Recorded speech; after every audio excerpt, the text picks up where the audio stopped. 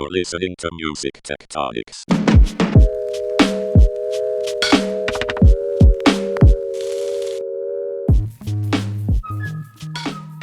Welcome back to Music Tectonics, where we go beneath the surface of music and tech. I'm your host, Dimitri Vitsa. I'm also the founder and CEO of Rock, Paper, Scissors, the marketing and PR firm that specializes in music innovation. This week, we're wrapping up 2025 with something special. 3 rapid-fire interviews from last month's conference with companies that represent some fascinating developments happening at the intersection of music and tech. We have Rachel Francine of SingFit, Matt Sherman from Str3amcore Labs, and John Gearty from PulseJet. One of the things we're always looking out for at the conference each year is innovative companies pushing the boundaries of what's possible. These 3 conversations were all recorded at the Shure podcast booth right at the poolside deck where all the exhibitors were. 3 very different innovations, 3 conversations that show just how diverse and exciting music technology is right now. Let's dive in. First, we'll hear from Rachel Francine of SingFit, who's pioneering music as medicine by bringing therapeutic singing programs to senior living communities. I'm here with Rachel Francine from SingFit. Hello, Dimitri. It's nice to meet you. And we just literally met here on the floor at Music Tectonics. We did. It's looking to be a nice day here. Yeah, I'm so glad you're here. Where'd you come in from? Actually, from West Hollywood. Okay, so you made a long trip. Yeah, exactly. Yeah, no, it was. Across the 405. There was quite a bit of traffic. Yeah, on the that's way. what I heard. Yeah. So tell me about SingFit. What is it? Yeah, well, at SingFit, we have a digital health platform that delivers singing as a therapeutic tool to treat a variety of healthcare conditions in older adults. We've digitized an evidence-based music therapy practice that essentially can create a full brain workout. It releases all the good neurochemicals like serotonin and oxytocin, and it does it all through music. And I think one of the most interesting things about it from this perspective is that music as medicine is creating a whole new line of revenue for music, for the writers, for the musicians, and also for the rights holders. Yeah. No, I love it for the revenue, but also for the treatment. I mean, Yeah. No, it's amazing. So who ends up using it? How does it work? Yeah. What's it good for? Yeah, so we're right now at over 1,000 senior living communities and skilled nursing centers across the country. So the majority of our users are both the activities directors and clinicians at these locations, but the majority of the users are people, from 65 to 105 who have dementia and Parkinson's and depression and loneliness. Music is an amazing thing to treat loneliness. Yeah. Are we at a point yet where music can get prescribed as medicine? We're getting there. There's actually a really great organization called Arts Pharmacy, and they do that. Pharmacy. Yeah, they work with a lot of the big insurers, and they're able to prescribe a lot of variety of arts interventions.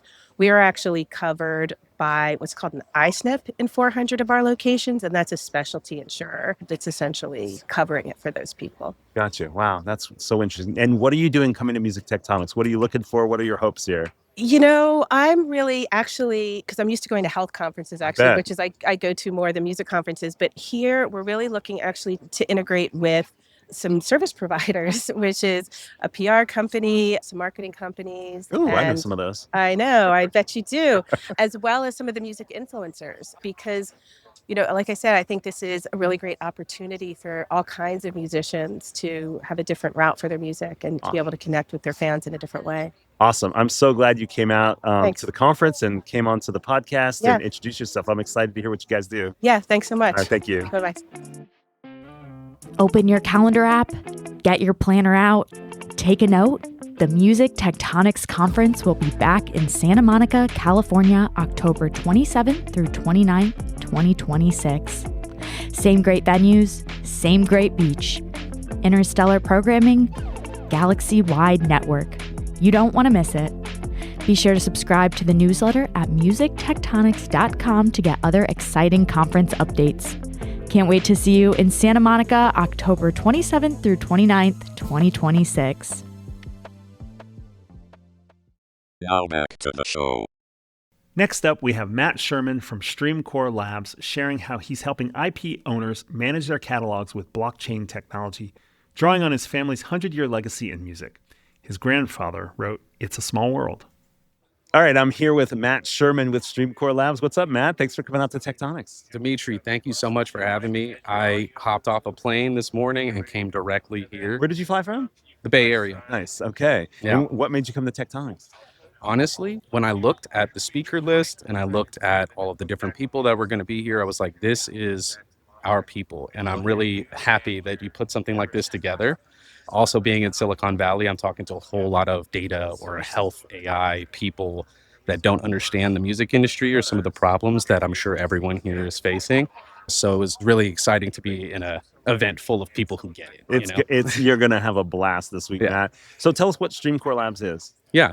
So Str3amcore Labs is a data management system, essentially, where we work with IP owners to clean their files, organize all their metadata, including the contract splits, where it was recorded, when it was recorded, and then we mirror that on a blockchain so that people can get paid quicker, people can get paid transparently, and all of the analytics of where that file went are all aggregated into one place. Wow. So who's the primary customer?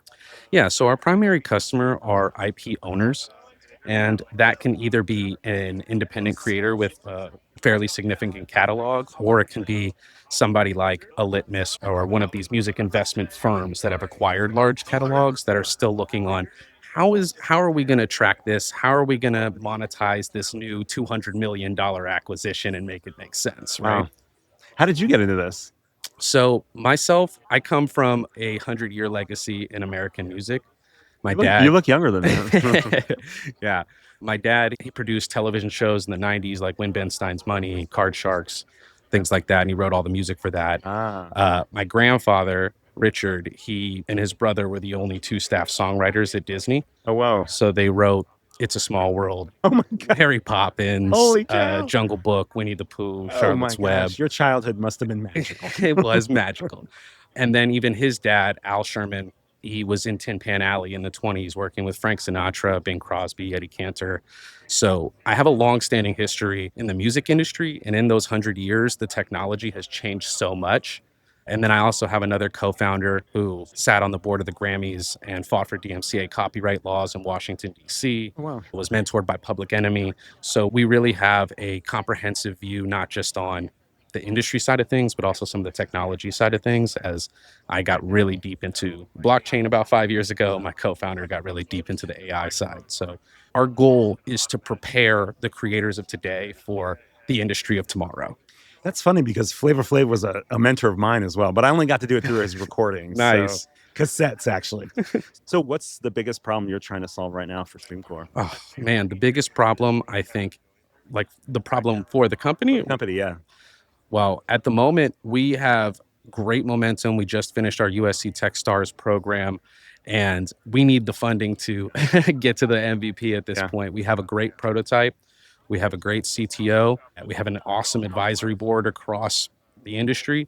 It's just time to get some funds in the door and actually iterate on the prototype so that we can start testing with some of our network.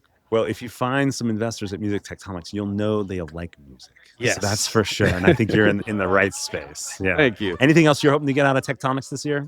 Yeah, potential partnerships. I mean, we really take a collaborative approach. We want to be the piping and the infrastructure underneath. And that means that you lead to all of the different houses. So I'm just excited to see what everyone else is building and how that can possibly work with the system that we're making. Yeah. Awesome. Well, so glad to have you here. Thanks for coming on the podcast, Matt. Thanks, Dimitri. Appreciate you. Will you be at the NAMM show in Anaheim? Check out the most intriguing music innovators in one place at Rock, Paper, Scissors Innovator Hub, booth 10607, right near the MIDI Association. We are showcasing 8 wildly original companies expanding the experience of music with new form factors, playful teaching tools, retro sounds, and more. Meet Blipblox My Tracks, Dogpaw, Groove Thing, Light Jam, Omega, Trash Talk Audio, We Are Rewind, and Soundtrack at the Innovator Hub 10607. Don't miss this portal into the future of music making and enjoyment at the NAMM show. Now back to the show. Finally, we have John Gearty from PulseJet taking us inside the future of music entertainment with immersive VR experiences, including a 9-song album with Björk where you can literally walk around inside the music. I'm here with John Gearty from PulseJet. How you doing, John? I'm doing good. How are you, Dimitri? Good. Now, how many music tectonics have you been to? One. This is my first one. Where'd you come in from? San Francisco. Awesome. And what drew you here?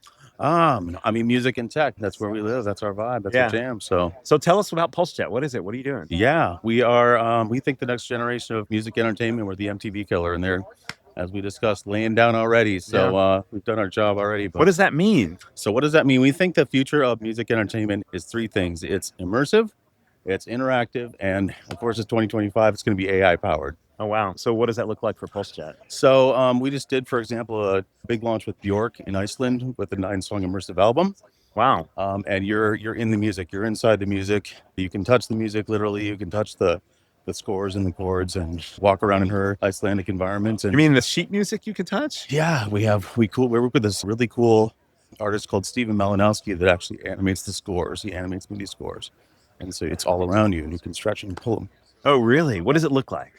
They look very creative. They're Bjorkified. So Oh. every note, it doesn't look like an average score. Like every single note has its own, every instrument has its own look and feel, Uh-huh.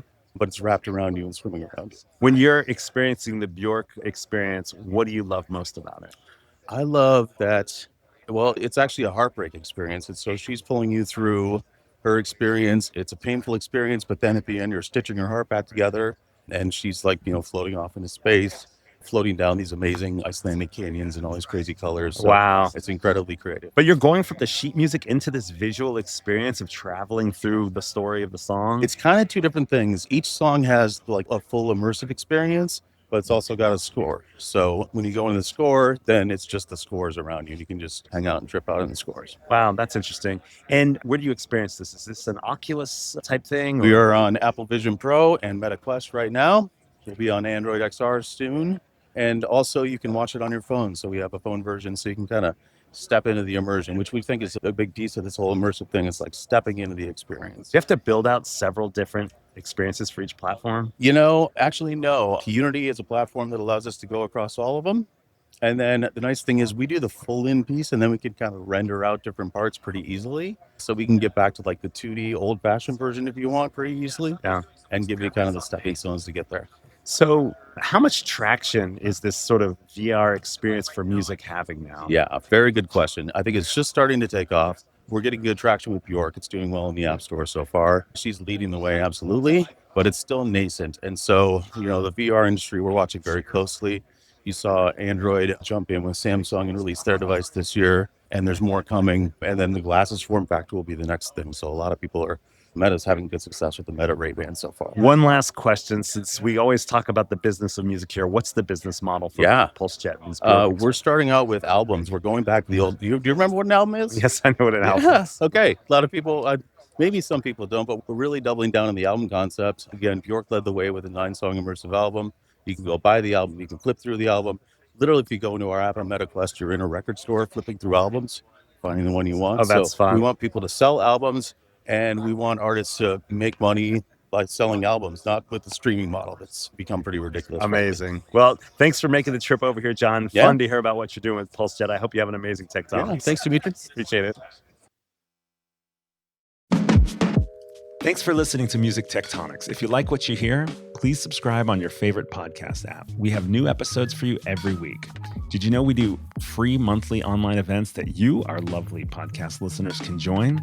Find out more at musictectonics.com. And while you're there, look for the latest about our annual conference and sign up for our newsletter to get updates. Everything we do explores the seismic shifts that shake up music and technology, the way the Earth's tectonic plates cause quakes and make mountains. Connect with Music Tectonics on Twitter, Instagram, and LinkedIn. That's my favorite platform. Connect with me, Dimitri Vitsa, if you can spell it. We'll be back again next week, if not sooner.